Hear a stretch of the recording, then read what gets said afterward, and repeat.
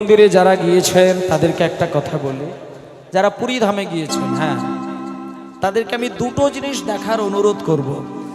রথযাত্রা যে আসবে সামনে, আষাঢ়ে যখন রথ হবে, প্রথম রথে যদি নাও যেতে পারেন, দ্বিতীয় রথ যেদিনটা হবে পারলে একটু যাবেন। আর ওই রথটি যে দর্শন করবেন, দেখবেন পুরীর মন্দিরের নিয়মটা কিন্তু ভারতের অন্যান্য জায়গার সঙ্গে মিল হয় না। আপনি কোথাও যদি রথ দেখতে যান, যে রথটি তৈরি হয় সেই রথ কি ভেঙে দেওয়া হয়? কি ভেঙে দেওয়া হয় না। কিন্তু একমাত্র ভারতের মাটিতে একটি মাত্র জায়গা পুরীর মন্দির, যেখানে প্রতি বছরই কয়েক লক্ষ টাকা খরচা করে বিরাট একটি রথ তৈরি করা হয়, এবং ভাঙা রথের পরে সেই রথটা সম্পূর্ণরূপে ভেঙে দেওয়া হয়, এবং সেই রথের কাঠ এক জায়গায় রাশি করে সেই রথের কাঠ নিলামে টুকরো টুকরো করে বিক্রি হয়। সারা পৃথিবী থেকে ভক্তরা এসে ওই রথের কাঠ প্রণাম করে টাকা দিয়ে কিনে বাড়িতে নিয়ে যায়, এবং ওই কাঠের মহিমা সীমার বলা যাবে না। কেউ যদি ওই ভাঙা কাঠের একটু টুকরো নিয়ে এসে বাড়িতে রেখে দেন, আপনি অলৌকিক শক্তির পূর্ণ অধিকারী হয়ে যাবেন। কিন্তু সেটা সৌভাগ্য থাকতে হয়, সবাই সেই কাঠ কিনতে পারে না, কিন্তু অবশ্যই যাবেন, এটা এক নম্বর। আর দ্বিতীয় কথা হচ্ছে, সমুদ্রের ধারে আরেকটি জায়গা আছে, একটা বকুল গাছ, যে বকুল গাছের ভেতরে কোনো কাঠ নেই, ছালের উপরে গাছটা দাঁড়িয়ে থাকে। গাছে কাঠ থাকবে, তার বাইরে ছাল থাকবে, কিন্তু একমাত্র পুরীতে একটি বকুল গাছ, যে ভেতরে কোনো কাঠ নেই, সম্পূর্ণ ছালের দ্বারা গাছটা দাঁড়িয়ে থাকে, যে গাছটার নাম হলো সিদ্ধ বকুল গাছ। আপনারা গেলে অবশ্যই দর্শন করে আসবেন। তা মায়েরা, আজকে যার ঘটনা শুনছেন তিনি হচ্ছেন মেদিনীপুর জেলার ধারেন্দা বাহাদুরপুর গ্রাম, সেই গ্রামের একজন গরিব পরিবার। গরিব মানে গরিব মানে এতটাই গরিব, 4টে বাঁশের খুঁটি দিয়ে ঘর তৈরি করে ছিটে বেড়া বাঁশের তৈরি জানালা, বাঁশের তৈরি দরজা, আর খড়ের তৈরি চাল, সেই ঘরের মধ্যে 2 স্বামী স্ত্রী বাস করেন। শুনুন এইবার বলি, স্বামীর নাম হচ্ছে কৃষ্ণ মণ্ডল, আর স্ত্রীর নাম হলো দুর্গা দেবী। কিন্তু দুর্গা দেবী স্বামীকে খুব ভালোবাসে, ভীষণ ভালোবাসে, কোনোদিন স্বামীর চোখে চোখ রেখে কোনো কথা বলেন।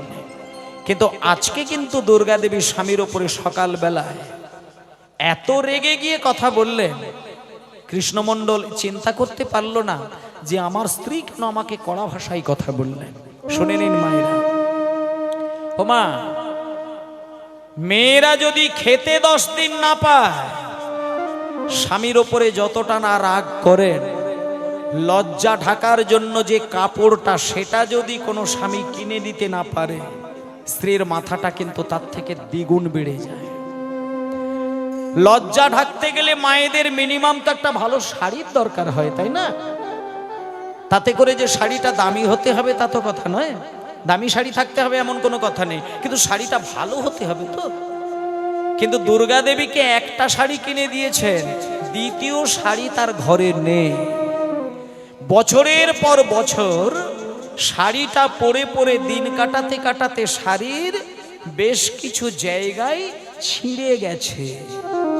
আস্তে, সামনে যারা বসছো মায়েরা, কথা নয়, সামনে কথা নয়, শাড়ির 10 জায়গায় ছিদ্র হয়ে গেছে। এবার ওই ছিদ্র শাড়িটাকে দুর্গা দেবী পরতে গিয়ে দেখছে নিজের লজ্জাটাকে ঢাকতে পারছেন না।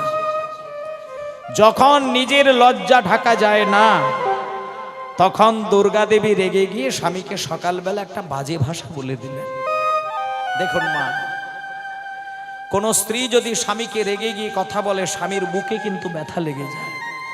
আজকে দুর্গা দেবী সকালবেলায় গিয়ে স্বামীর পিছনে দাঁড়িয়ে বলছেন, স্বামী, যারা ভগবানের রাত দিন ধরে নাম করে যায়, শুনেছি তাদের সংসারে নাকি টাকা পয়সার অভাব হয় না। তা আমি তো বিয়ের পরের দিন থেকে দেখছি তুমি রাত দিন ধরে ভগবানের নাম করে যাচ্ছ, তাহলে তোমার সংসারে টাকা পয়সার কেন এত অভাব? কেন এত অভাব? একটা একটা কাজ করো না স্বামী, কষ্ট করে একটু জগন্নাথের মন্দিরে গিয়ে 3টে বার মাথা ঠুকে কেঁদে কেঁদে হাত বাড়িয়ে কিছু টাকা চেয়ে শোনা, তাহলে তো আমাকে এত জ্বালা যন্ত্রণা সহ্য করতে হয় না। ব্যাস শুধু এই কথাটা বললেন। কৃষ্ণমণ্ডল শুধু কানে শোনার সঙ্গে সঙ্গে ভেবে নিলেন, আমার দুর্গা তো এই ভাষায় কথা বলে না, তবে কি কোনো রসিকতা করে কথা বলছে? পিছন ঘুরেই যখন নিজের স্ত্রীর চোখে নয়ন দিলেন, দেখলো টপ টপ করে স্ত্রীর নয়ন দিয়ে অশ্রু বিগলিত। দেখুন, স্ত্রী যদি স্বামীকে মন প্রাণ দিয়ে ভালোবাসে, আর স্বামী যদি স্ত্রীকে মন প্রাণ দিয়ে ভালোবাসে, সেই সংসারে উন্নতি হবেই হবে। অনেকে বলে না যে স্বামী বউয়ের ভেড়ো হয়েছে, আমরা গোদা বাংলায় বলি না, যেই স্বামী বউয়ের কথা একটু বেশি শোনে, আমরা পাড়ার লোকেরা বলি বউয়ের ভেড়ো, বউয়ের ভেড়ো। কিন্তু শুনে নিন, স্ত্রী যদি স্বামীর ভেড়ো হয়ে থাকে, তাহলে সেই স্বামী যদি বউয়ের ভেড়ো হয়ে থাকে, সেখানেই কিন্তু মা লক্ষ্মীর চরণ বিরাজ করে। কারণ স্ত্রী যদি তোমার প্রাণ দিয়ে তোমাকে ভালোবাসে, তুমি প্রাণ দিয়ে তোমার স্ত্রীকে ভালোবাসবে না, এটা হতে পারে না। স্ত্রী সবকিছু দিয়ে তোমাকে ভালোবাসা দিচ্ছে, আর তুমি স্বামী হয়ে ভালোবাসা দেবে না কেন? হোমা, যখনই স্ত্রীর চোখে জল ধরা দিল, দেখুন স্বামীও কিন্তু স্ত্রীকে ভালোবাসে, সঙ্গে সঙ্গে দাঁড়িয়ে দুহাত দিয়ে স্ত্রীর চোখের জলটা মুছিয়ে দিল। দরিকা, তুমি কাঁদছো? শোনো দরিকা, শোনো, যে পতিব্রতা রমণী স্বামী সেবা ছাড়া জীবনে কিচ্ছু জানে না, সেই পতিব্রতা নারী অভাবের যন্ত্রণা সহ্য করতে না পেরে যদি চোখ থেকে জল বিগলিত করে, শুনেছি সেই সংসারে নাকি ভগবানের কৃপা হয় না। দরিকা, তুমি কেঁদো না, তুমি কেঁদো না, তুমি কেঁদো না, তুমি কেঁদো না। আমি তোমার হাত ধরে কথা দিলাম, আজকেই আমি পুরীর মন্দিরে গিয়ে জগন্নাথের কাছে হাত বাড়িয়ে টাকা চাই। আমি তোমার হাতে ধরে কথা দিলাম, ভগবান যদি আজকে থেকে আমার সংসারের টাকা পয়সা অভাবটাকে মিটিয়ে দেয়, আমি কথা দিলাম আজকে থেকে কৃষ্ণ নাম করব, নচেত আমি কৃষ্ণ নাম করব না। এই বলে মায়েরা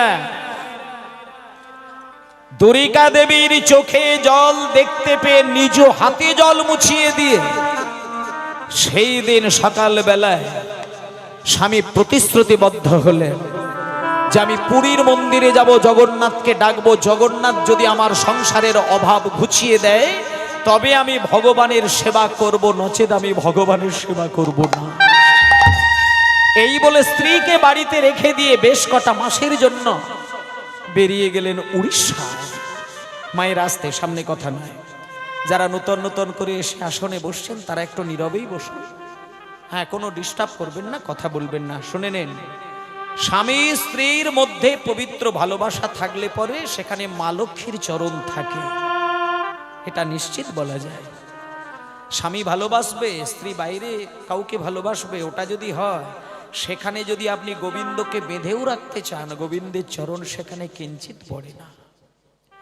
ওই জন্য বলেছে সংসার ধর্ম শ্রেষ্ঠ ধর্ম, যদি সেখানে পবিত্র ভালোবাসার ছড়াছড়ি থাকে। আজকে স্ত্রীর চোখের জল দেখে কৃষ্ণমণ্ডল কাঁদতে কাঁদতে বেরিয়ে গেলেন কোথায়? পুরীর মন্দিরে। পুরীর মন্দিরে বেশ কটা দিন ছুটতে ছুটতে সমুদ্রে স্নান করে জগন্নাথের দরজা তখন বন্ধ। ভালো করে শুনবেন, দরজা বন্ধ আছে, ভেতরে জগন্নাথ, বলরাম আর সুভদ্রা দেবী রয়েছেন, আর বাইরের দরজা তো বন্ধ। তাই স্নান টান করে স্ত্রীর কথাটা মাথায় রেখে প্রস্তুত হয়ে গেলেন। দরজা যখনই খুলবে আমি আছাড় খেয়ে জগন্নাথকে শুধু বলবো, আমার স্ত্রীর কান্নাটা তুমি ঘুচিয়ে দাও। আমার স্ত্রী আমাকে সব কিছু দিয়ে ভালোবাসে, কিন্তু অভাবের জন্য সে কেঁদেছে, তাকে দ্বিতীয় দিন তুমি কাঁদিয়ে দিও না ঠাকুর, সে যা চায় তুমি তাই দিয়ে দিও। এটা মনে মনে চিন্তা করে নিলেন। এইবার দরজা বন্ধ, বাইরে দাঁড়িয়ে চোখ বন্ধ করে। ভক্ত হতে গেলে ভেতরটা কিরকম হয় জানেন?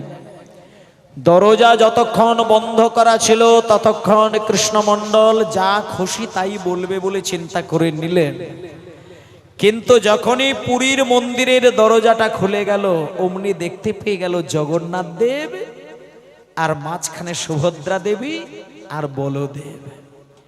আপনারা বলুন মায়েরা, পুরীর মন্দিরে জগন্নাথ দেব যে দাঁড়িয়ে রয়েছেন, তার চরণ আছে কি, হাত আছে কি? এই রূপটা দেখে কিন্তু কৃষ্ণমণ্ডল অবাক হয়ে গেলেন। তিনি শুধু একটা কথা ভাবলেন, কি আমি জগন্নাথের কাছে টাকা চাইতে এসেছি? না না না না না না না, এ কি সর্বনাশ! যে জগন্নাথ আমাকে দুটো হাত দিয়ে দিয়েছে, তাই তার নিজের হাত নেই।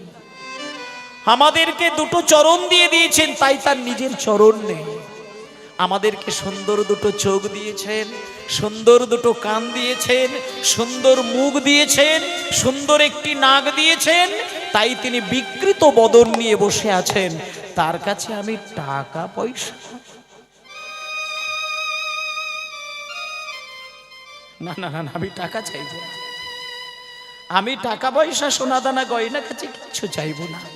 তবে এত দূর থেকে যখন আমি কষ্ট করে হেঁটে হেঁটে এসেছি, আমি খালি হাতেও কিন্তু ঘরে যাব না। আমি এসেছি যখন জগন্নাথের চরণে, আমি কিছু না কিছু একটা নিয়ে কিন্তু আমি আমার স্ত্রীর কাছে গিয়ে হাজির হব। টাকা চাইব না, সোনা চাইব না, গাড়ি বাড়ি চাইব না, জমি জায়গা চাইব না, তবে কিছু একটা চাইব, যেটা আমি অন্তত স্ত্রীর কাছে গিয়ে বললে স্ত্রী হয়তো সুখী হবে। তাই ভিক্ষারা চলে পেতে বলে, ওগো জগন্নাথ, আমি ধন চাই না, সম্পদ চাই না, রাজা জমিদার হতেও চাই না, কিন্তু প্রভু হে,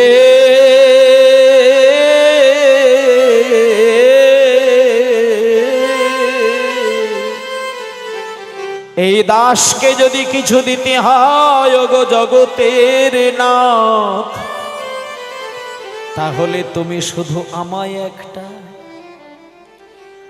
একটা কৃষ্ণ ভক্ত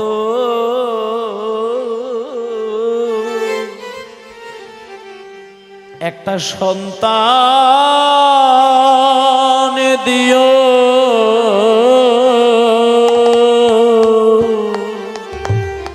নিতাই গৌরী প্রেমানন্দে হরি হরি ভক্ত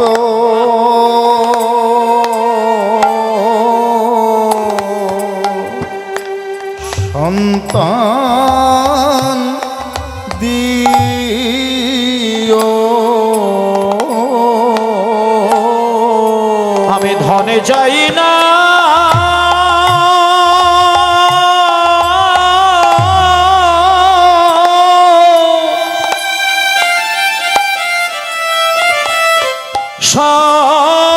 সম্পদ চাই না,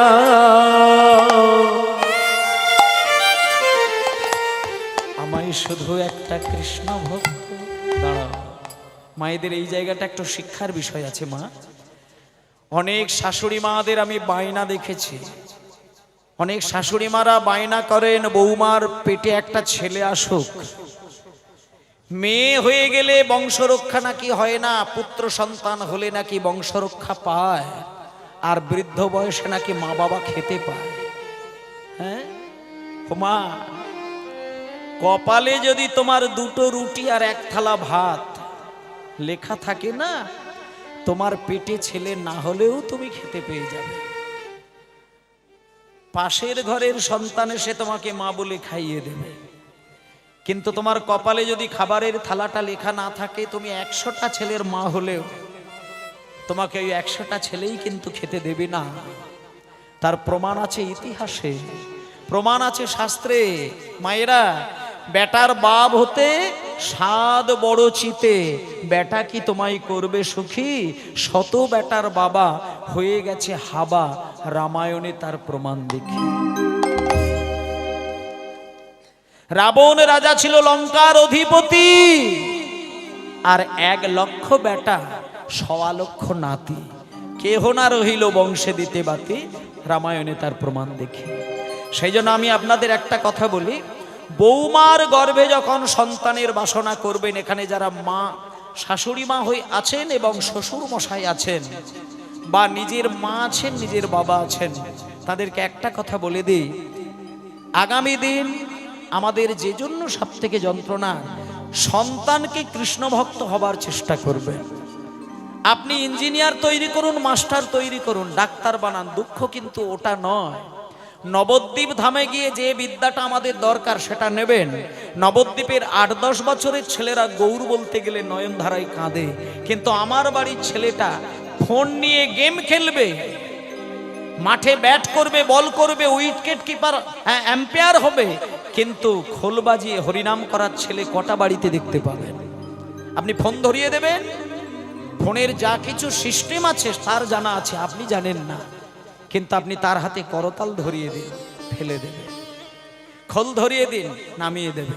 ফোন ধরিয়ে দিন, গেম খেলবে। কিন্তু ছেলের দোষ নয়, এটা মা বাবার দোষ। যেদিন ছেলের জন্ম হয়েছিল সেদিন তুমি ছেলের কান্না ভোলানোর জন্য ছেলের কানে তুমি কাঁচা কাঁচা হিন্দি গানের সুর ঢুকিয়ে দিয়েছিলে। কই তোমার মনে তো হয়নি যে আমার ছেলেটা জন্ম নিয়েছে, আমার নাতি জন্ম নিয়েছে, নাতনি জন্ম নিয়েছে, তার কানে একটু প্রাণ ভরে কৃষ্ণ নাম শুনিয়ে দিই? এটা আমি গ্যারেন্টি দিয়ে বলতে পারি, যে সন্তান জন্মের শুভক্ষণে তার বাড়ির মানুষজন তার এই ছোট্ট মিষ্টি কানে মিষ্টি মধুর কৃষ্ণ নাম শুনিয়ে দেয়, ওই ছেলে বড় হয়ে কৃষ্ণ ভজন করবেই করবে। আজকে দেখুন মায়েরা, জগন্নাথের কাছে কৃষ্ণমণ্ডল গেছিলেন কিছু টাকা চাইবার জন্য, কিন্তু টাকা চাইল না, চেয়ে নিয়ে আসলো কি? একটা কৃষ্ণ ভক্ত সন্তান। কটা মাস পরে, মায়েরা শুনে নিন, বেশ কয়েক মাস পরে যেদিনকে স্বামী ঘরে এলো, দুর্গা দেবীর স্বামীকে কয়েক মাস পরে দেখার পরে পাগল হয়ে জড়িয়ে ধরে কাঁদতে শুরু করলেন। কান্নাকাটি করার পরে দুটো চরণ জড়িয়ে ধরে স্ত্রী বলছেন, স্বামী আপনি জগন্নাথের কাছে টাকা পয়সা চেয়েছেন, আমাকে আর অভাবের জন্য কাঁদতে হবে না তো স্বামী? আমাকে আর এই ছেঁড়া শাড়ি পরে দিন কাটাতে হবে না তো? আপনি টাকা পয়সা না সংসার চালানোর মতন করে চেয়েছো তো? তখন কৃষ্ণমণ্ডল দুরিকার হাত দুটো ধরে কাঁদতে কাঁদতে বলল, দুরিকা, দুরিকা তুমি কিছু মনে করো না, যে জগন্নাথ এই বিশ্ব দরবারে যত মানুষ জন্ম নিয়েছে প্রত্যেককে সুন্দর দুটো হাত দিয়ে দিয়েছে আর দুটো পা দিয়ে দিয়েছেন, তাই জগন্নাথের নিজের হাত নেই, নিজের পা নেই, আর তার কাছে আমি টাকা চাইবো? দুরিকা, টাকা আমি চাইতে পারিনি, আমি সোনা দানা টাকা পয়সা গাড়ি বাড়ি শাড়ি কিচ্ছু চাই না, তবে দুরিকা আমি কিন্তু খালি হাতেও ফিরে আসিনি, আমি না জগন্নাথের কাছে জানিয়ে এসেছি আমার ঘরে যেন একটা কৃষ্ণ ভক্ত সন্তান আসে। দুরিকা দেবী বলল, স্বামী তুমি ঠিকই চেয়েছ, তুমি ঠিকই চেয়েছ, আমাদের টাকা পয়সা নেই, কিন্তু কই আমরা তো না খেয়ে দিন কাটাই না। না, আমার বাবা যতদিন বিয়ে দিয়েছে আপনার সঙ্গে, কই আমি উপোস করে তো দিন কাটাই না, পান্তা খেয়ে হোক, শুকনো মুড়ি খেয়ে হোক, অন্তত এক গ্লাস ফ্যান খেয়ে হোক, আমার তো রাত কেটে যায়, কোনো অসুবিধে হয় না, কিন্তু জগন্নাথের কৃপা ছাড়া যে আমার মতন হতভাগিনী রমণীর জীবনে কৃষ্ণ ভক্ত সন্তান হবে না। স্বামী তুমি ঠিকই চেয়েছো, ঠিকই চেয়েছো, ঠিকই চেয়েছো। একদিনকে দেখতে দেখতে দ্বারিকা দেবী গর্ভবতী হলেন। আরো কয়েক মাস পরে দ্বারিকা দেবীর কোল আলো করে কি সুন্দর একটা সন্তানের জন্ম হলো। আদর করে মা বাবা ওই ছোট্ট ছেলেটার মুখের দিকে তাকিয়ে একটা নামকরণ করে দিলেন। যেহেতু সারাটা জীবন আমাদের দুঃখেই ভরে গেল, দুঃখ ছাড়া আমাদের জীবনে আর কিছু রইল না, তাই ছেলেটার নামটা আমি রেখেই দিলাম দুঃখী। ছেলেকে মানুষ করার পিছনে মায়েদেরও কিছু কিছু দায়িত্ব থাকে, সেটাও একটু পালন করবেন। আজকে একটা কথা দেখে নিন, ছেলেটা জন্ম নিয়েছে, তাকে কৃষ্ণ নাম শুনিয়ে দিয়েছেন, আর যখন কৃষ্ণ নাম শুনিয়েছে, যে ছেলেটা জন্ম নিয়েই কান্নাকাটি করছিল চোখ বন্ধ করে, সেই ছেলেটা কান্নাটা ভুলে গিয়ে মুখের মধ্যে হালকা হাসি চলে এলো। যখনই ছেলেটা হাসতে শুরু করে দিল, তখন কৃষ্ণমণ্ডল বলছে, দুরিকা, ও দুরিকা, দুরিকা তুমি দেখো গো, দেখো দেখো দেখো, সামনে এসো, ছেলেটার মুখে কেমন হাসি ফুটলো। দুরিকা, আমার মনে হয় জগন্নাথের কাছে আমি ওই যে আঁচল বাড়িয়ে বলেছিলাম যে আমার একটা কৃষ্ণ ভক্ত ছেলে হোক, আমার মনে হয় আজকে ওই জগন্নাথ দেব বোধহয় একে আমার কৃপা, ওই মানে আমার পাওনাটাই পাঠিয়ে দিয়েছে। আমার মনে হয় এই ছেলে একদিন বড় কৃষ্ণ ভক্ত হবেই হবে। দেখতে দেখতে মায়েরা শুনে নেন, ছেলেটা 1 বছর বড় হয়, 2 বছরের হয়, 3 বছরের হয়, 4 বছরের হয়, 5 বছর 3 মাস গড়িয়ে যায়। আর 5 বছরের ছেলে হয়ে গেলে একটা জিনিস মায়েরা জানেন, 5-7 বছরের ছেলেরা যেমনই হোক না কেন সবাই কিন্তু আদুরে দৃষ্টিতেই তাকে কোলে টেনে নেয়। আর ওই ছেলেটারই বয়স যখন 20 বছর হয়ে যায়, সে যদি আবার 5-7 বছরের মতন হয়ে বসে থাকে, তখন আবার তাকে কি বলবে? বোকা ছেলে বলবে, ক্যাবলা বলবে। তাহলে যে ছেলে 5 বছর বয়সে যত চালাক হোক বোকা হোক সবাই তাকে মিষ্টি বলে, কিন্তু বড় হয়ে গেলে তার আর বোকামিটা ভালো লাগে না। কিন্তু আজকে 5 বছরের ছেলেটা খেলা খেলছে, কিন্তু বাবা কিন্তু চিন্তা করে নিল যে না, 5 বছর যখন গড়িয়ে গেছে, ছেলেটার এবার আসল শিক্ষাটা দেওয়ার দরকার। সেই আসল শিক্ষাটা কি, এটা আমি আপনাদেরকেও বলে দিচ্ছি। এখন মায়েদের নিয়ম আছে, 3.5 বছর বয়স হয়ে গেলে ছেলেটাকে একটা স্কুলের ড্রেস বানিয়ে দিতে হবে, আর ওই বাড়ির কাছ পর্যন্ত একটা গাড়ি আসবে, ছেলেটাকে তুলে দিতে হবে, আবার সন্ধ্যাবেলায় আসবে। কোথায় পাঠানো হচ্ছে? English medium. কেন পাঠানো হচ্ছে? তিনি ইংরেজি শেখার জন্য। আর ইংরেজি শিখে কি করবে? সে ইংরেজ হবে। কেন ইংরেজ হবে? না, ছেলে আমার বড় চাকরি করবে, আর চাকরি করা মানেই ছেলে রোজগার করবে। তাহলে আমি ছেলেটাকে রোজগারের জন্য মেশিন বানাচ্ছি, কিন্তু ছেলেটাকে কিন্তু মানুষ তৈরি করছি না। একটা চিন্তা করে দেখবেন মায়েরা, মেশিন আপনি বানাতেই পারেন, একটা মেশিন সে 1000 মানুষের কাজ সেকেন্ডে করে দিতে পারে, কিন্তু মানুষের সঙ্গে মেশিনের পার্থক্যটা কোথায় জানেন? আপনি যদি ছেলেকে টাকার মেশিন বানিয়ে ফেলেন, কোনো বাড়ির ছেলে যদি মাস গেলে 1 লক্ষ টাকা বেতন পায়, এই যে এখানে হরিনাম হচ্ছে শুনে নিন, এই যে যাদববাটি গ্রামে কীর্তন হচ্ছে, এই কীর্তন তো বহু বছর ধরে চলছে। আর আপনাদের কমিটির যারা দাদারা আছেন, তারা অসংখ্য মানুষের কাছ থেকে চাঁদা তুলে কীর্তন করেন। কিন্তু আমি না জেনে বুঝেই একটা কথা বলছে, কিছু মনে করবেন না। রাস্তার মাতাল, অশিক্ষিত, চাষবাস করে দিন কাটায়, কোন রকমে টোটো রিক্সা ভ্যান চালিয়ে দিন কাটায়, এইরকম মানুষের কাছে গিয়ে যদি বলেন আমাদের গ্রামে একটু হরিনাম হবে, কীর্তনিয়ারা আসবেন, ভগবানের সেবা হবে, ভক্তদের সেবা হবে, কিছু চাঁদা দিবি, ওই মাতাল ব্যক্তি অনায়াসে উদার মনে যতটা চাঁদা দেবে, একজন 2 লাখ টাকা রোজগার করা সরকারি অফিসারের কাছে গিয়ে দেখবেন সে আপনাকে 10 টাকা চাঁদা দিতে গেলে একটা অজান্তা জুতোকে সম্পূর্ণ ছিঁড়িয়ে দেবে। এগুলো প্র্যাকটিক্যাল ঘটনা, আমি নিজে এগুলো দেখেছি। চাকরিজীবীদের কাছ থেকে, বিশেষ করে বড় বড় অফিসার যারা, তারা কীর্তনে চাঁদা দিতে গেলে মনে হয় টাকাটা জলে ফেলে দিলাম, কিন্তু একটা মাতালের কাছ থেকে চাঁদা চাইতে গেলে দেখবেন মাতাল কিন্তু হাসি মুখে চাঁদা দিয়ে দেবেন। তাই জন্য আপনাকে দরকার হবে কি জানেন? দরকার হচ্ছে টাকার মেশিন তৈরি করা নয়, দরকার হচ্ছে একটা মানুষ তৈরি করা। আপনি তাকে যেখানে ইচ্ছা পাঠান, কিন্তু নিত্যদিন ছেলেটাকে সন্ধ্যাবেলায় যখন আপনার কাছে বসবে, প্রতিটি মা বাবার যেটা দায়িত্ব, প্রত্যেকটি মা বাবা ছেলেটাকে অন্তত 5টা মিনিট সময় দিয়ে তাকে আসল শিক্ষাটা তার হৃদয়ে পৌঁছে দেবেন। আজকে 5 বছরের ছেলে দুঃখী, সে যখন বড় হয়েছে, 5 বছর 3 মাস বয়স হলো, সেদিন তার বাবার নাম কি? কৃষ্ণমণ্ডল। শুনে নিন, কৃষ্ণমণ্ডল ছেলেটাকে কোলে করে নিয়েছে। এইবার শুনুন ঘটনাটা।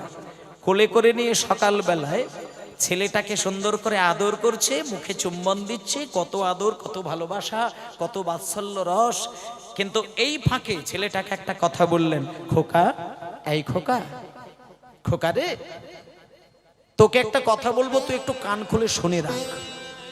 তোর জন্মের আগে তোর মা না, আমি তোর মাকে একটা শাড়ি ভালো কিনে দিতে পারি না বলে আমার পায়ে ধরে তোর মা পাগলের মতো কান্নাকাটি করেছিল, আর তোর মায়ের কান্নাটা আমি সহ্য করতে পেরেছিলাম না।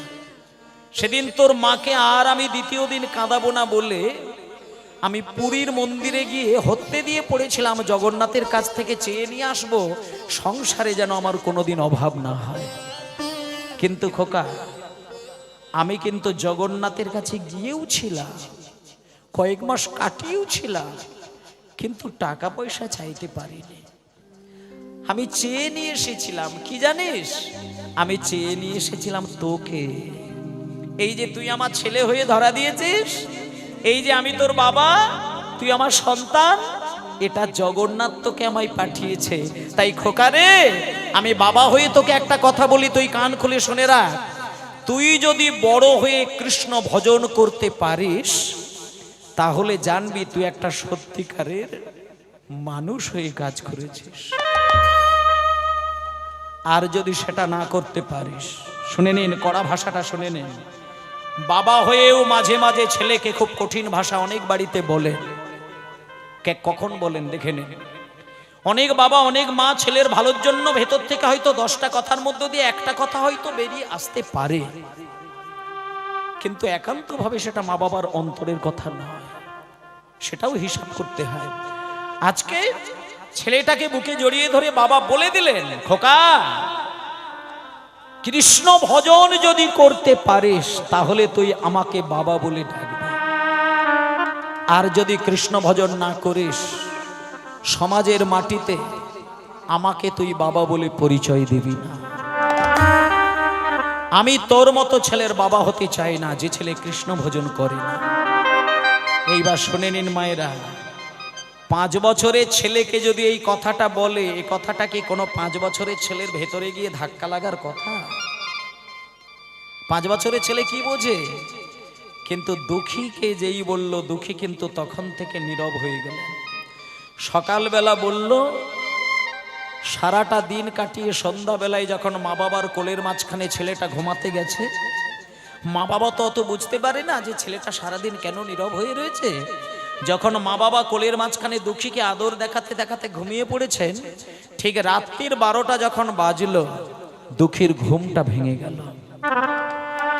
দুঃখীর ঘুম ভেঙে গিয়ে, এখানে যারা যে মায়ের কোলে ছেলে আছে মেয়ে আছে তাদেরকে একটা কথা বলি, যার বাড়িতে পুত্র সন্তান আছে আর কন্যা সন্তান আছে, খেয়াল করে দেখবেন বাড়ির কন্যার পুত্র পার্থক্যটা কোথায় দেখুন।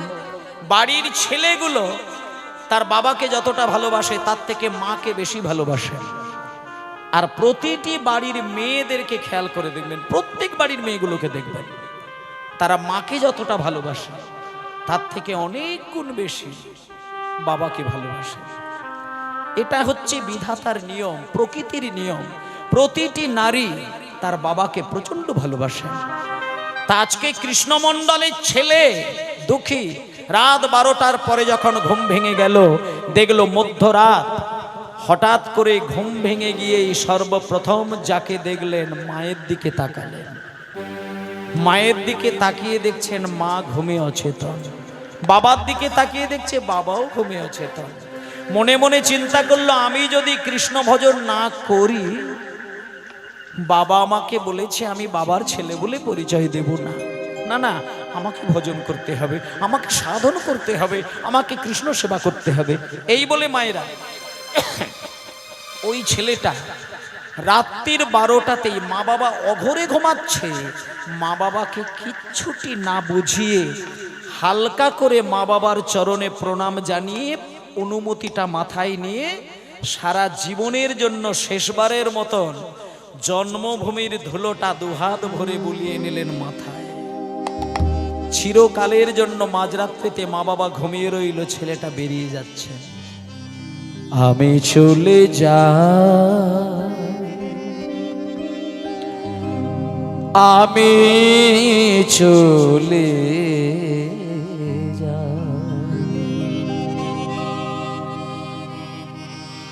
আমি চলে যাই, ও মা জননী,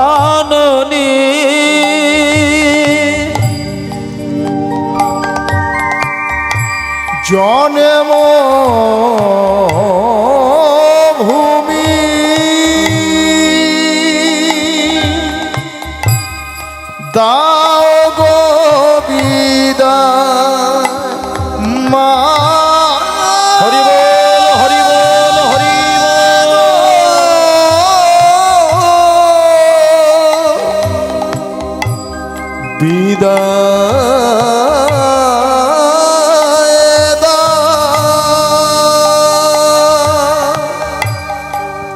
জননী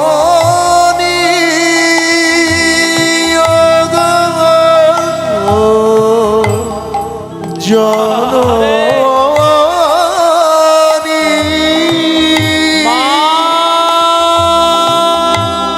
দাও বিদায় মাগো আমি চলে যাই,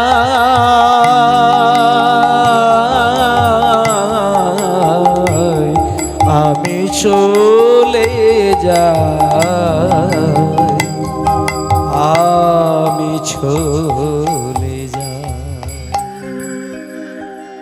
বাবা মানে মা বাবা বুঝতেই পারলো না, বাবা বিশেষ করে বুঝে উঠতে পারলো না যে ছেলেটাকে এই কথা বলার সাথে সাথে আমার এত বড় সর্বনাশ হতে পারে। বাবা শুধু এমনি কথার কথা বলেছিল যে কৃষ্ণ সেবা করলে আমি তোর বাবা হব, এটা বললে হয়তো ছেলেটা কৃষ্ণ ভজন করবে, এইভাবে বলেছিলেন। কিন্তু যেদিনকে বাবা শোনালো ওই রাত্রিতে ছেলেটা মা বাবাকে ত্যাগ করে বেরিয়ে গেলেন। আর গেল তো গেল, কোথায় গেল আপনারা ঠিকানাটা দিয়ে দিয়ে আপনারা শুনে নেবেন। মেদিনীপুর জেলায় যদি কোনোদিন খড়গপুরে বেড়াতে যান, আপনারা যদি কোনোদিন খড়গপুরে বেড়াতে যান, খড়গপুর বলে একটি নামকরা স্টেশন আছে, সেই খড়গপুরের কাছাকাছি ধারেন্দা বাহাদুরপুর বলে একটি গ্রাম আছে। সেই ধারেন্দা বাহাদুরপুর গ্রামের ছেলে এই কৃষ্ণমণ্ডল, আর ওনার সন্তান এই হচ্ছে দুঃখী। এবার ওইখান থেকে মাঝ রাত্রিতে ছেলেটা বেরিয়ে গিয়ে সারা মেদিনীপুর জেলা হেঁটে হেঁটে পার করে পৌঁছে গেল হাওড়া জেলা। হাওড়া জেলার ওপর দিয়ে হেঁটে হেঁটে চলে গেল হুগলি জেলায়। এটা বানানো কোনো ঘটনা নয়, সত্য ঘটনার ইতিহাস আপনারা দেখবেন, গিয়ে দেখে আসবেন। হুগলি জেলা পার করে যখন বর্ধমান জেলায় প্রবেশ করেছে, বর্ধমান জেলায় গিয়ে এইবার যাকে দেখতে পাচ্ছে তাকে জিজ্ঞেস করছে, বাবা ঠাকুর, বাবা ঠাকুর, আমার নাম দুঃখী বাবা ঠাকুর, আমার বাড়ি হচ্ছে মেদিনীপুর জেলায়, আপনি আমাকে বলে দেবেন আমি নবদ্বীপ যেতে গেলে আমি কোন পথ দিয়ে গেলে আমি নবদ্বীপে যেতে পারবো? এবার মনে করুন মায়েরা, 5 বছরের ছেলে যদি বর্ধমান জেলা থেকে বলে আমি নবদ্বীপ যাব, এটা কি কেউ বিশ্বাস করে? তখন যাদেরকে জিজ্ঞেস করছে তারা ছেলেটার দিকে তাকিয়ে তাকিয়ে ধমক দিয়ে বলছে, এই খোকা, আরে এইটুকু বাচ্চা ছেলে নবদ্বীপের খোঁজ করে রে? শোন, ভিক্ষে করে করে দিন কাটাচ্ছিস, ভিক্ষে করে দিন কাটা, নবদ্বীপ নবদ্বীপ করে চিৎকার করার দরকার নেই, যা বেরিয়ে যা। যখন সবাই এইভাবে কথা বলতে থাকলো, তখন আর এক মা জননীর কাছে গেলেন। মা জননীর কাছে গিয়ে বলছে, ওমা, মা, ওমা, আপনি আমাকে বলে দেবেন নবদ্বীপ যেতে গেলে আমাকে কোন পথ ধরে যেতে হবে? আর একটা কথা আপনি বলবেন নবদ্বীপ যেতে গেলে আমাকে কতগুলো দিন আর এইভাবে কাঁদতে কাঁদতে ছুটতে হবে? তখন মা জননী ছেলেটাকে দেখে বলছে, হ্যাঁ রে খোকা, নবদ্বীপ কি যাবি রে? হ্যাঁ, নবদ্বীপ যাওয়াটা কি ছেলে মানুষই কথা? নবদ্বীপ যেতে হবে না, ভিক্ষে করে দিন কাটাচ্ছিস, ভিক্ষে করে দিন কাটা। যখন দেখছে সবাই ভিখারি বানিয়ে দিচ্ছে, তখন ছোট্ট দুঃখী ভিক্ষার আঁচলটাকে চোখের সামনে নিয়ে নিল, ভিক্ষার ঝুলির দিকে তাকিয়ে বলছে, ওগো, তোমরা আমাকে ভিখারি বলছো? হ্যাঁ, আমি ভিখারি, ভিখারি, তবে অর্থের কাঙাল আমি নই। আমি টাকা পয়সার জন্য ভিক্ষার ঝুলিটা কাঁধে ঝুলাই না বাবা। আমি যে ভিক্ষা করার জন্য আজকে বেরিয়েছি, তোমরা শুনবে আমি কিসের ভিখারি? শুনবে তোমরা? শুনবে? শুনে নাও, শুনে নিন একটু। ছেলেটা কিন্তু নবদ্বীপে যাবার একটা তীব্র বাসনা ছিল, কিন্তু নবদ্বীপে যায়নি। কোন জায়গায় গিয়েছিল সেই ঠিকানাটা আপনাদের দেব, আপনারা একটু পারলে সেই জায়গাটা দর্শন করে আসবেন। আপনারা তীর্থে বহু জায়গায় বেড়াতে যান, অনেক টাকা খরচাপাতিও করে আসেন, কিন্তু আজকেই পালাটির মধ্যে এমন কতগুলো জায়গা বলবো, পারলে একটু জীবনে ঘুরে আসবেন। যেমন এই ছোট্ট ছেলেটি মা বাবাকে ত্যাগ করে যে জায়গায় গিয়ে উঠেছিল, সেই জায়গাটা হচ্ছে বর্ধমান জেলার অম্বিকা কালনা। অনেকেই বেড়াতে যায়, কিন্তু বাস ছাড়ে নবদ্বীপ যায়, অম্বিকা কালনায় বেড়াতে যায়, কিন্তু অম্বিকা কালনায় গৌরীদাস পণ্ডিতের যে আশ্রম সেটা অনেকেই মহিমাটা জানেননি, কিন্তু আজকের পর থেকে আপনারা ওই অম্বিকা কালনায় যদি কোনোদিন বেড়াতে যাওয়ার সৌভাগ্যটি তৈরি করেন, তাহলে ওইখানে গিয়ে অন্তত ওইখানকার মহিমাটা দর্শন করবেন।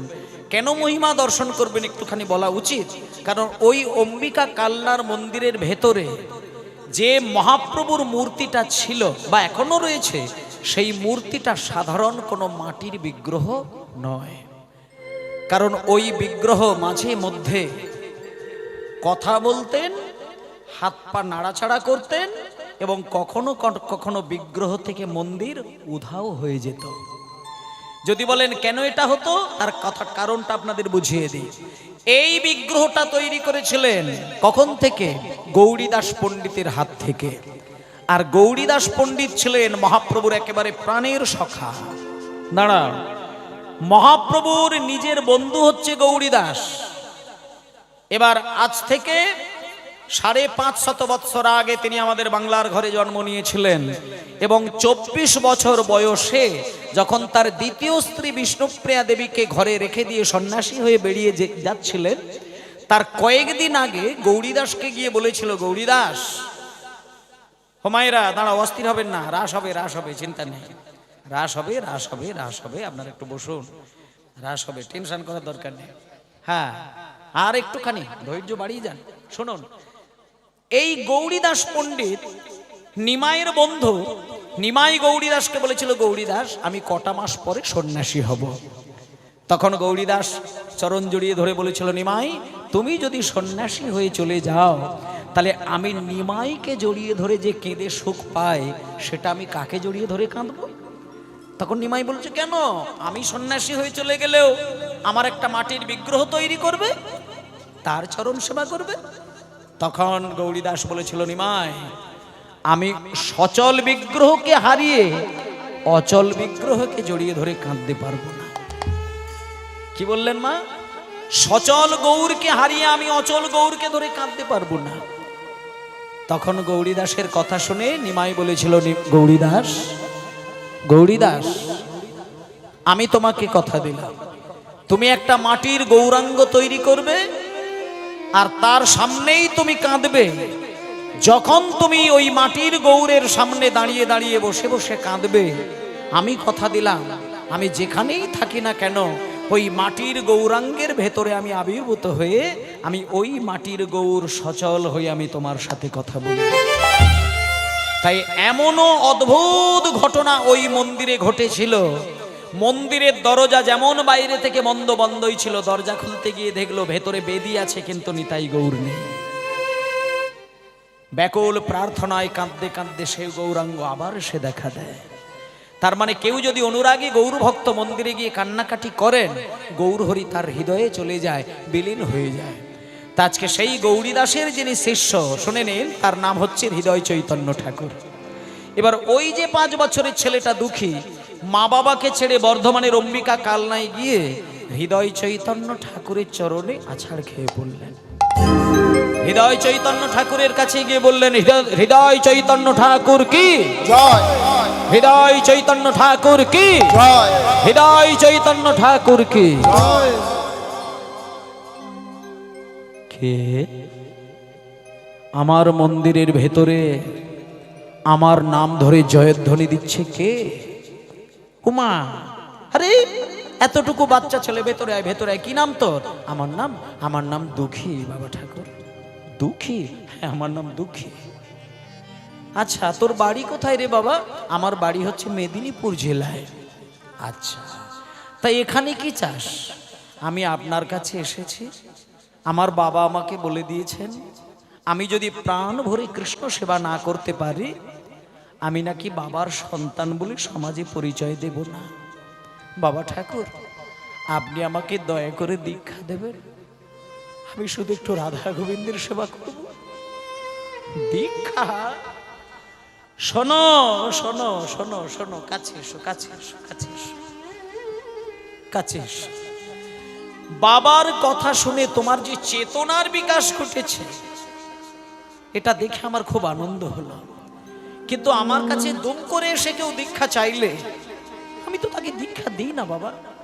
তোমার চোখ দেখে, তোমার মুখ দেখে, তোমাকে দেখে আমার মনটা খুব মধুর হয়ে যাচ্ছে, কিন্তু আমার নিয়মে তো সেটা নয় যে আমার কাছে কেউ এসে বললেই আমি দীক্ষা দিয়ে দেব। আমার কাছে যারা দীক্ষা নেয় তাদেরকে পরীক্ষা দিতে হয়, পাশ করতে হয়, তবে তো আমি দীক্ষা দেব। তখন ছেলেটা বলছেন, বাবা ঠাকুর, আপনার কাছ থেকে দীক্ষা নিতে গেলে আমাকে পরীক্ষা দিতে হবে, আমি প্রস্তুত। আপনি বলুন আমায় কি পরীক্ষা দিতে হবে? তুমি পরীক্ষা দেবে? হ্যাঁ, আমি পরীক্ষা দেব, আপনি বলুন। তখন গুরুদেব আর কথা খুঁজে পেল না। গুরুদেব তখন বলল, না, পরীক্ষা দেওয়াটাই যেহেতু আমার নিয়ম, পরীক্ষা তো তোমাকে দিতে হবে। ঠিক আছে, শোনো শোনো শোনো, এই কে আছিস? আমার বাগান বাড়ির ভেতরে 10টা মাটির কলসি রাখা রয়েছে, আর ওই 10টি কলসির মধ্য থেকে সব থেকে বড় যে মাটির কলসিটা, ওটা দুঃখীর হাতে তুলে দে। আর হ্যাঁ দুঃখী, শোনো, কাছে এসো। তুমি মাটির কলসিটা নিত্যদিন কাছে কাছে রাখবে। সকালবেলায় কলসি করে ভরা জল ভরে নিয়ে আমার তুলসী গাছের গোড়ায়, ফুলের গাছের গোড়ায়, বাগানে বাগানে যত সবজি গাছ আছে, গাছের গোড়ায় গোড়ায় একটু ঢেলে দেবে। তবে হ্যাঁ, কাজের মধ্যে যদি কোনোদিন কোনো ত্রুটি আমার কানে আসে,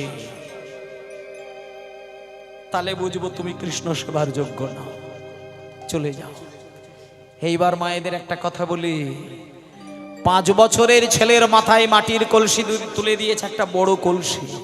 1 দিন 2 দিন 3 দিন 4 দিন করে করে 6 মাস জল ঢালছে, কিন্তু দীক্ষার কোনো নাম নেই। 6টা মাস ধরে যদি একটা 5 বছরের ছেলে মাথায় করে অনর্গল জল ঢালতে থাকে, জল ঢালা হয়তো তার হচ্ছে, কিন্তু ভেতরে ভেতরে তার যে সর্বনাশটা হচ্ছে, এটা গুরুদেব কিন্তু খেয়াল করতে পারেনি। একটা 5 বছরের ছেলের নরম মাথা, তার উপরে মাটির বড় কলসি, জল ঢালবে 6 মাস। দেখতে দেখতে দুঃখী দেখল মাথায় জল ঢালতে ঢালতে ঢালতে ঢালতে ঢালতে ঢালতে নরম মাথার মাঝখানটিতে মাটির কলসের নিত্যদিনের ঘষা লেগে লেগে মাথার মাঝখানে হয়ে গেছে দগদগে ঘা। ভেতরে পুঁজ, রক্ত গলে গলে দগদগ করছে, আর দুঃখী কষ্ট সহ্য করে সেই ঘায়ের উপরেই জলের কলসিটাকে বসাচ্ছে। একদিনকে দুঃখী ওই ঘায়ের উপরেই কলসি বসাতে গিয়ে অসহ্য জ্বালা, অসহ্য যন্ত্রণা, কিন্তু শুধু বাবার কথাটা ভুলল না। শুধু বাবা বলে দিয়েছে যে কৃষ্ণ সেবা না করলে আমি বাবার ছেলে বলে পরিচয় দেব না, আমার জীবন বলি দিতে হয় দেব, কিন্তু বাবার সন্তানের যোগ্য সন্তান আমি হব। এই বলে একদিনকে দুঃখী জল ঢালতে ঢালতে দেখলো কপাল গড়িয়ে গড়িয়ে ছোট্ট ছোট্ট পোকা কিলবিল করে বাইরে বেরিয়ে আসছে। পোকা দেখতে পেয়ে দুঃখী ভাবলো, গুরুদেব যদি আমার পোকা দেখতে পায় তবে তো বুঝবে আমি কৃষ্ণ সেবার যোগ্য নই। না না, আমি ঘাটা দেখাবো না, আমি ঘাটা দেখাবো না, আমি বরং একটা সাদা কাপড় বেঁধে নেব, অন্তত ওই পুঁজ রক্ত পোকাগুলো অন্তত কাপড়ের ভেতরে ঢুকে থাকবে, আমার গুরুদেব দেখতে পাবে না। এই বলে যেই মাথায় পাগড়ি বাঁধলো, এতদিন গুরুদেবের মনে হয় না দুঃখী কি করছে, কিন্তু আজকে দেখার ইচ্ছে হলো। আসলে যেখানে বাঘের ভয় সেইখানেই সন্ধে হয়। যেদিনকে দুঃখী মাথায় পাগড়ি বাঁধলো সেই দিন দুঃখী, এই দুঃখী বলি মাথায় ওটা কি বেঁধেছিস রে? এই সামনে সামনে, এই সামনে, এই মাথায় কি বেঁধেছিস? সামনে এসে বলছেন, গুরুদেব আমি মাথায় ওই আসলে আসলে গুরুদেব আমি না ওই মানে মাথায় একটা ওই পাগড়ি বেঁধেছি। খোল ওই পাগড়ি। গুরুদেব আপনি আজকে আমাকে এই পাগড়িটা খুলতে বলবেন না? তবে রে, পাগড়ি খুলতে বলবি না? আমি কৃষ্ণ সেবার জন্য জল ঢালতে বলেছি, তুমি মাথার উপর একটা গদি তৈরি করেছো। শোনো, এটা রূপ গোস্বামী আর সনাতন গোস্বামীর ধর্ম। এখানে আরাম করে বাবুগিরি করে কৃষ্ণ সেবা হয় না। পাগড়ি খোল। বলি পাগড়ি খোল। দুঃখী হাত জোড় করে বললেন, গুরুদেব আপনি আজকে আমাকে পাগড়ি খুলতে বলবেন না, আজকে আমাকে পাগড়ি আমি জোর করে খুলে দেবো এই পাগড়ি। এই বলে হৃদয় চৈতন্য ঠাকুর যেই না ছুটে গিয়ে জোর করে পাগড়িটি খুলে দিয়েছে, সামনে দেখতে বলো গল গল করে পুঁজ রক্ত পোকা নেমে আসছে। ওরে দুঃখী, ওরে দুঃখী রে,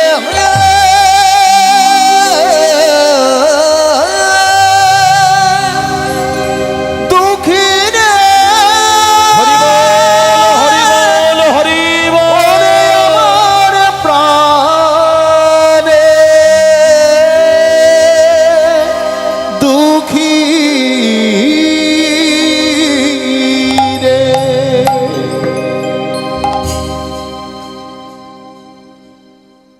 গুরুদেব দেখতে পেয়ে অবাক হয়ে গেলেন। পাগড়িটা যেই খুলে দিয়েছে, গোল গোল করে পুঁজ, রক্ত আর পোকা। দুঃখী,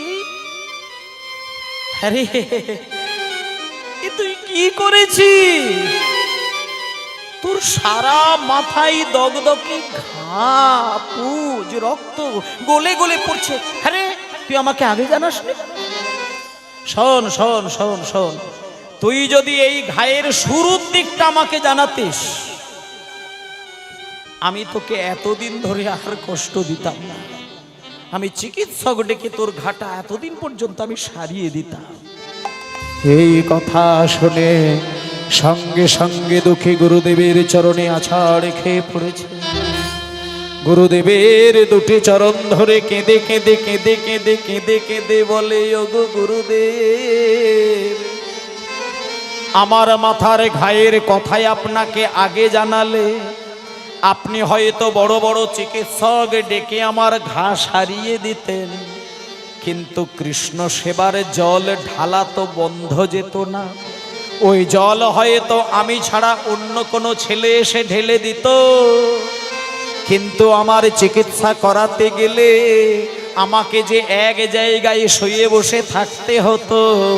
ওগো গুরুদেব, দয়া করে আপনি আমার চিকিৎসার ব্যবস্থাটা হয়তো করে দিতেন, কিন্তু আমি যে কৃষ্ণ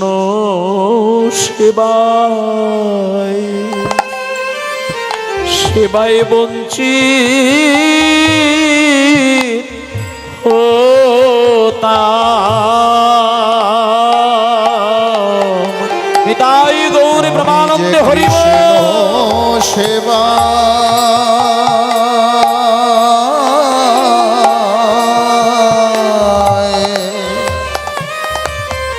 সেবায় বঞ্চিত হতাম। আমায় জ্বালানিতে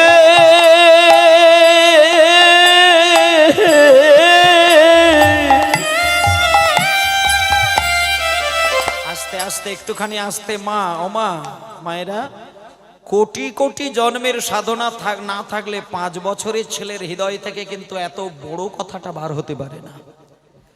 আমাদের একটুখানি যদি কোনো কেটে ছিঁড়ে যায়, মন থেকে কৃষ্ণ ভক্তি উধাও হয়ে যায়।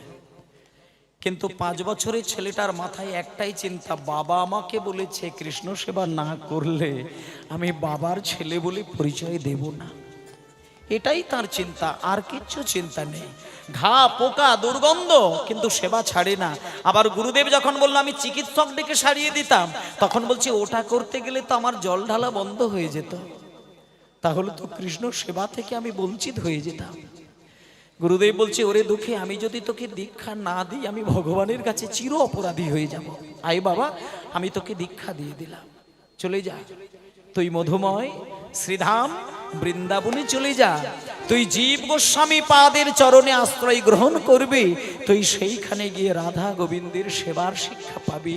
আজ থেকে তোর বৈষ্ণব জগতে আমি তোর একটা নামকরণ করে দিলাম, কৃষ্ণ দাস। কৃষ্ণ দাস, কৃষ্ণ দাস, কৃষ্ণ দাস নাম নিয়ে চলেছেন বৃন্দাবনে।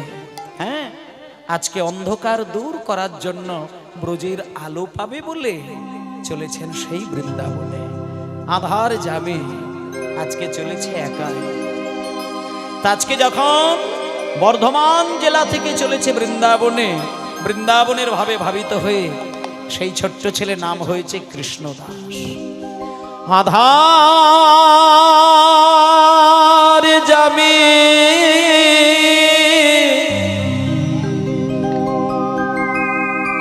একা আমি খুঁজি গো তোমার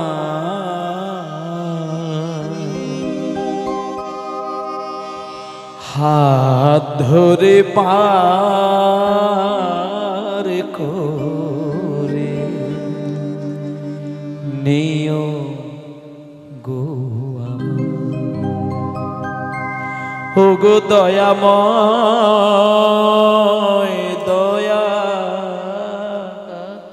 দয়াময় হাত ধরে পার করে নিও গো আমার আধার গৌর হরি হরি বল। একা আমি খুঁজি গো তোমায় হাত ধরে পার করে নিও গো আমার দয়াল হাত ধরে পার করে নিও গো আমায়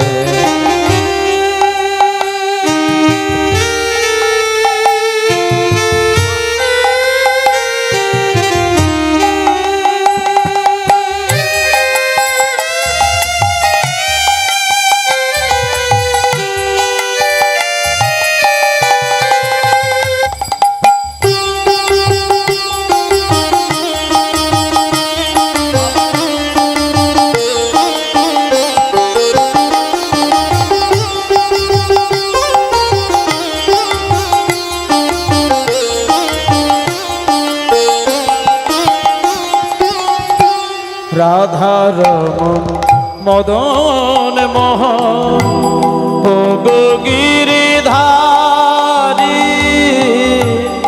অহরব বংশীধ্বনি শুনি গো তোমারি রাধারমণ মদন মোহন ও গো গিরিধারী অহরহ বংশীধ্বনি শুনি গো তোমারি হরে রাধারমণ মদন মোহন ও গো গিরিধারী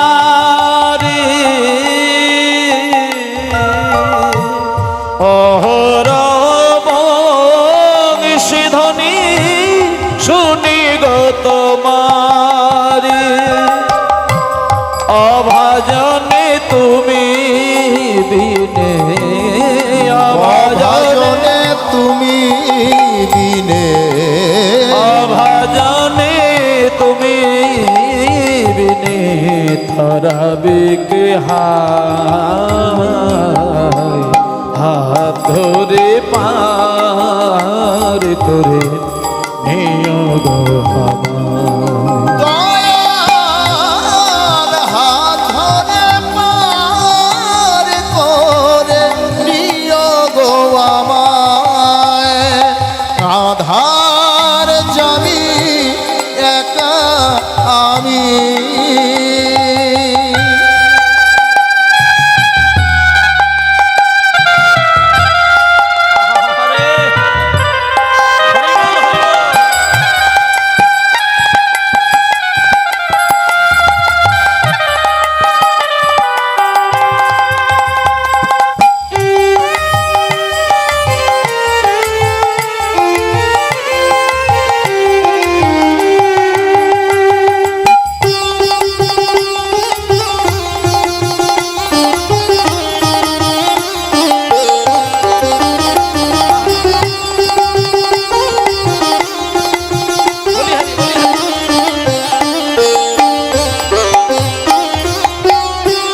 পিতা মাতা ভগ্নী ভ্রাতা সব দুটি দিনের দেখা, শেষের দিনে স্বজন বিনে যেতে হবে একা।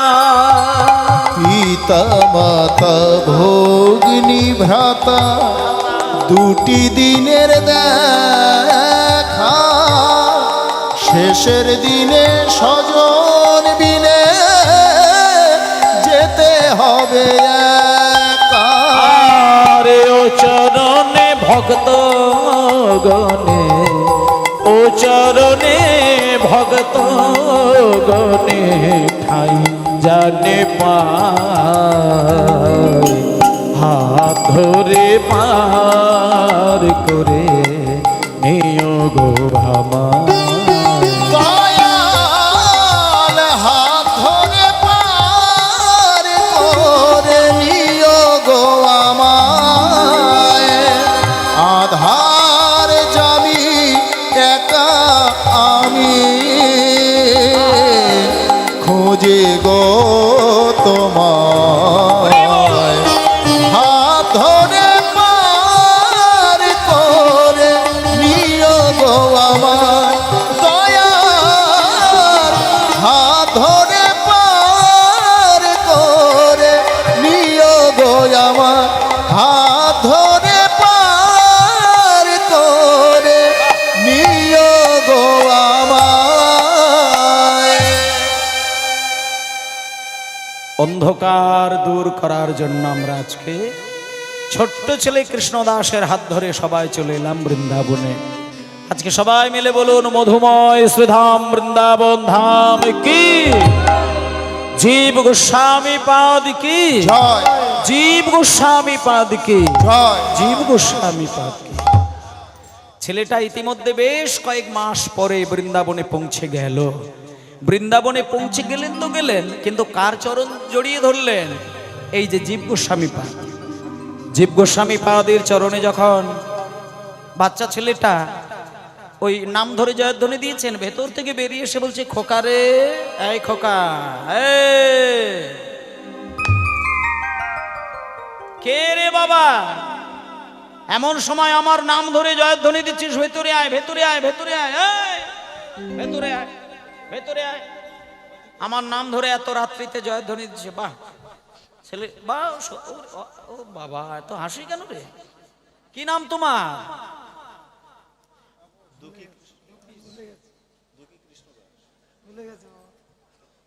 ব্যাটারি এখনো চার্জ হয়নি। ছেলেটা বলছে যে, বাবা ঠাকুর, আমার নাম জিজ্ঞেস করছেন? বলে, হ্যাঁ, তোমার নাম? বলছে, আমার নাম হচ্ছে দুঃখী কৃষ্ণ দাস। কি নাম? কি নাম? বলে, দুঃখী কৃষ্ণ দাস। বলে, দাঁড়াও দাঁড়াও দাঁড়াও না, আগে নাম ঠিক করে বলো, নামে কোথাও ভুল হচ্ছে, নামে ভুল হচ্ছে, নামটা পরিষ্কার করে বলো। আমার নাম হচ্ছে দুঃখী কৃষ্ণ দাস। বলি, আবার কি কথা? দুঃখী কৃষ্ণ দাস? বেটা, দুঃখী কৃষ্ণ দাস, যে কৃষ্ণ দাস হয় সে আবার দুঃখী হতে পারে নাকি? আরে বাবা, জীব নিত্য কৃষ্ণ দাস, ইহা ভুলি গেলা, তে কারণে মায়া পিশাচি গলাই বাঁধিলা। মানে যারা কৃষ্ণের দাসত্ব থেকে অনেক দূরে থাকে তাদের জীবনে দুঃখ হয়, কিন্তু যারা কৃষ্ণের দাসত্ব করে তারা তো দুঃখ পায় না। তাহলে একদিকে বলছো দুঃখী, আবার একদিকে বলছো কৃষ্ণ দাস, মানে এটা তো আমার ওই হিসাবে মিলল না।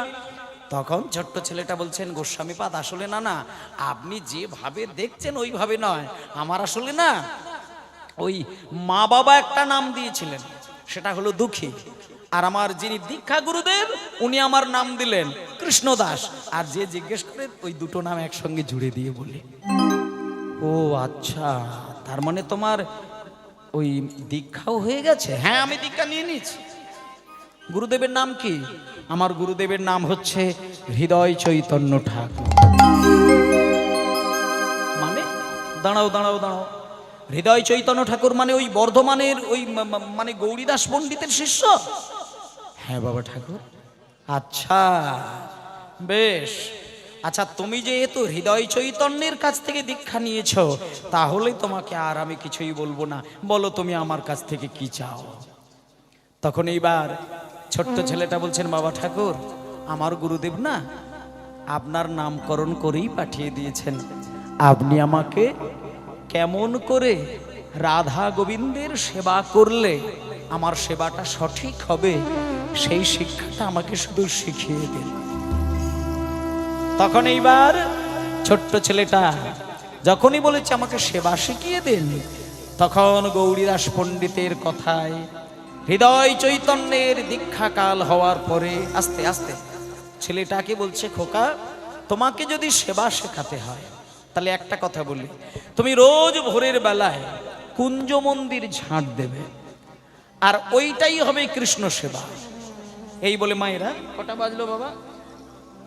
একটা।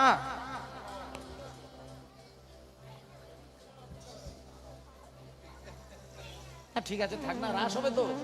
ও বাবা, লাজ হবে না? ঠিক আছে, এবার রাস হবে, রাস। হ্যাঁ বেশ, ঠিক আছে।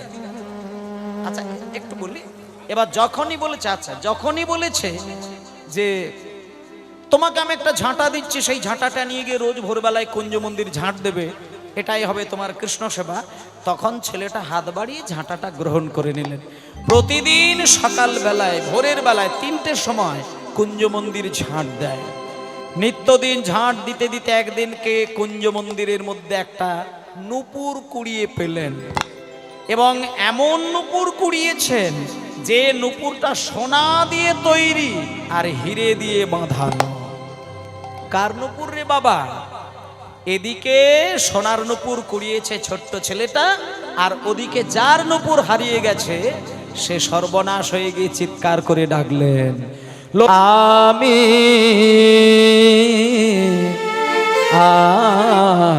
আমি আমি প্রেমের ভিখারি, প্রেম ভিক্ষা করি যাব গো নদিয়া। আমি নিতাই গৌর হরি হরি বল। প্রেম ভিক্ষা করি যাব গো নদিয়ায়। আমি প্রেমের ভিখারি, প্রেম ভিক্ষা করি যাব গো নদিয়ায়। একবার হরি হরি বলে দুটি বাহু তুলে, মুখে হরি হরি বলে দুটি বাহু তুলে, হরি হরি বলে হরি বল, হরি হরি হরি হরি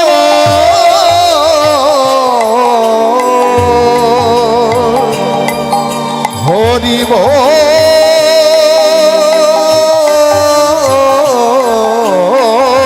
হরি হরি বলে দুটি বাহু আর হরি হরি বলে দুটি বাহু তুলে, হরি হরি বলে দুটি বাহু তুলে, প্রেম ভিক্ষা দাও আমার প্রেমের ভিখারে, প্রেম ভিক্ষা করি যাব গো নদিয়ায়। আমি প্রেমের ভিখারে, প্রেম ভিক্ষা করি যাব গো নদিয়ায়। আমি যাব গো নদিয়ায়, আমি প্রেম ভিক্ষা করি যাব গো নদিয়ায়। যাব গো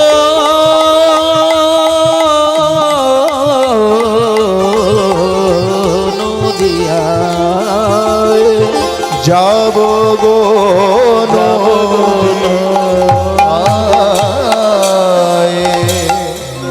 আচ্ছা মায়েরা, জগন্নাথ স্বামী নয়ন পথগামী ভব তুমি তুমি, জগন্নাথ স্বামী নয়ন পথগামী ভব তুমে। জগন্নাথ স্বামী নয়ন পথগামী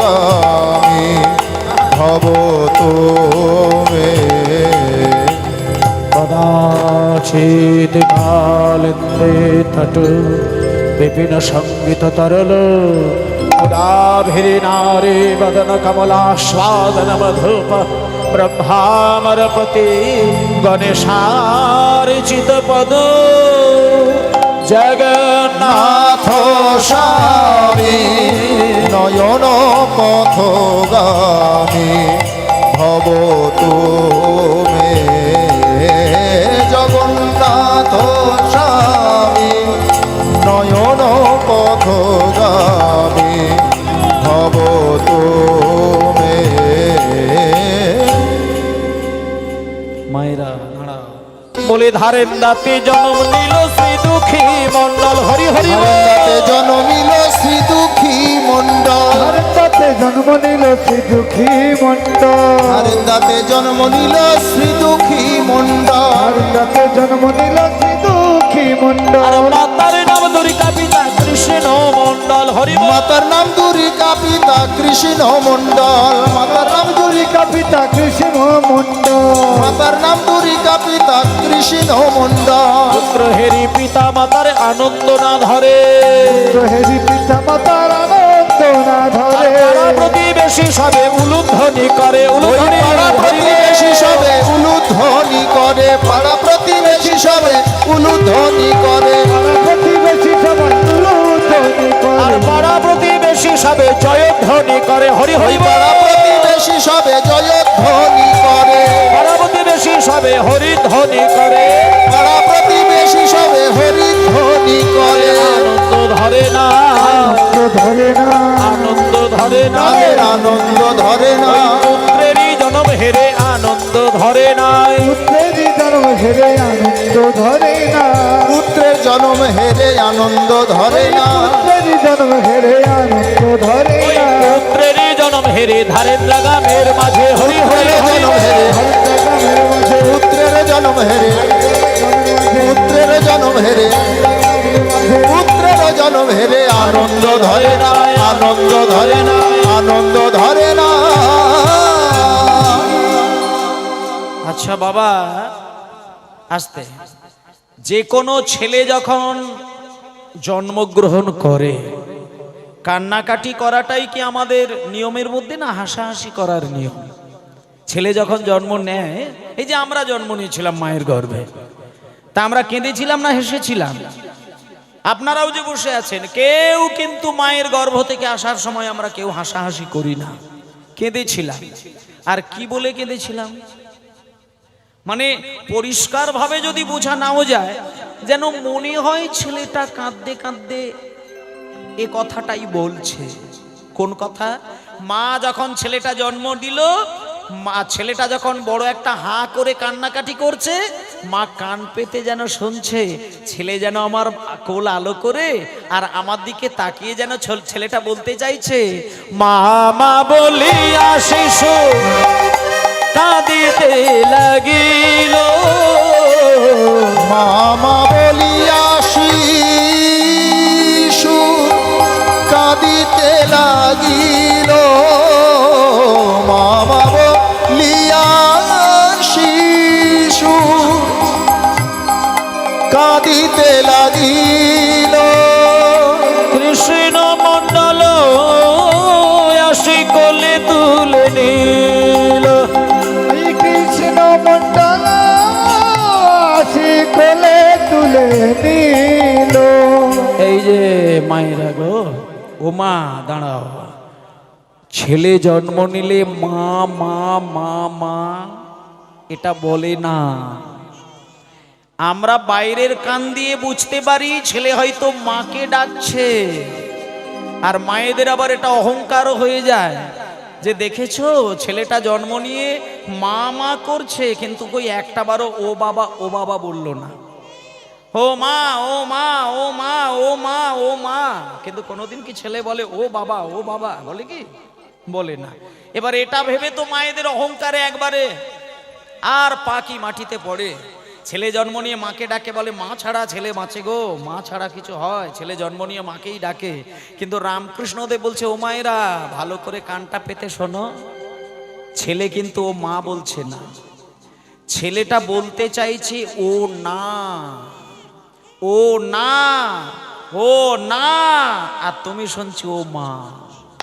মানে ছেলেটা বলতে চাইছে আমি এই যে 10 মাস 10 দিন গর্ভের মধ্যে মাথা নত করে পা দুটো ওপরের দিকে রেখে দিয়ে কষ্ট করে যে আমি গর্ভপাত্রে ছিলাম, সেইখানে আমি দেখেছিলাম শঙ্খ চক্র গদা পদ্মধারী নারায়ণ। আর এখানে এসে দেখছি একটা মায়াময় মায়ের বদন। এ তো ও না, ও না, ও না বলে বলে কেঁদে ওঠে, আর আপনি শুনছেন ও মা। যখনই ওমা ওমা বলে কাঁদছে বলে মনে হলো, তখন কৃষ্ণমণ্ডল ছেলেটাকে কোলে তুলে নিয়ে তাকে কান্না ভোলানোর জন্য হাজার চেষ্টা করলো, কিন্তু কান্না ভুললো। কিভাবে ভুললো জানেন? আমাদের ছেলেদের জন্ম হলে কান্না ভোলানোর জন্য কত কৌশল আছে, কত নিয়ম আছে, কিন্তু কৃষ্ণমণ্ডল কিভাবে কান্না ভোলাচ্ছেন দেখুন। ছেলেটাকে কোলে করে নিয়ে এত বলি শুনাইল মধুর কৃষ্ণ নাম, হরি হরি বলি শোনাইল মধুর কৃষ্ণ নাম, তো বলি শোনাইল মধুর কৃষ্ণ নাম, হরি নাম শুনি শিশু হাসে অবিরাম। এই হরি নাম শুনে শিশু হাসে অবিরাম, হরি নাম শুনে শিশু আছে অবিরাম। এইবার দেখে নিন মায়েরা, আসতে সদ্যজাত শিশু, সদ্যজাত, এখন একটা দিনও গড়ায়নি, সবে মাত্র ছেলের জন্ম হয়েছে। মা শুধু ছেলে খেতে না দিলে কান্নাকাটি করেন মায়েরা গো। কোনো ছেলে যদি মাকে খেতে না দেয়, গালিগালাজ করে কথা বলে, শুধু মা বাবা কান্নাকাটি করে, কিন্তু ললিতা ললিতা